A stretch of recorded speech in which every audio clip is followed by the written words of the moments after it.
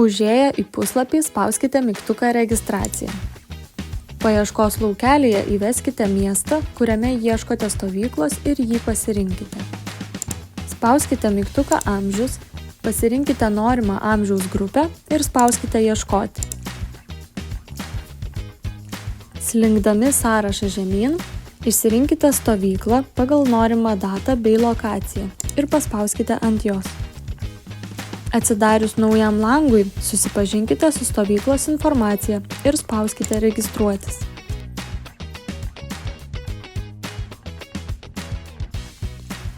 Jeigu paskyrą jau turite, įrašykite elektroninį paštą bei slaptažodį ir spauskite Prisijungti.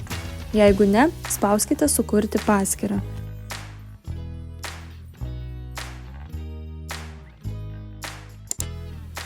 Įrašykite reikalingus duomenis, pažymėkite susipažinimo varnelę ir spauskite Registruotis. Suveskite vaiko duomenis – vardą, pavardę, gimimo datą bei pasirinkite amžiaus grupę ir lytį. Alergijų ir sveikatos problemų langelyje įrašykite informaciją, kurią turėtume žinoti. Pažymėkite varnelę prie norimo pasirinkimo, spauskite Patvirtinti ir eiti prie apmokėjimo. Patikrinkite, ar jūsų pateikta informacija yra teisinga.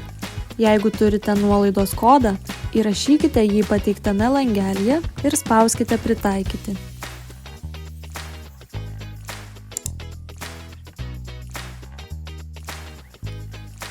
Toliau spauskite Apmokėti ir atsidariusiame lange suveskite reikiamus pirkėjo duomenis.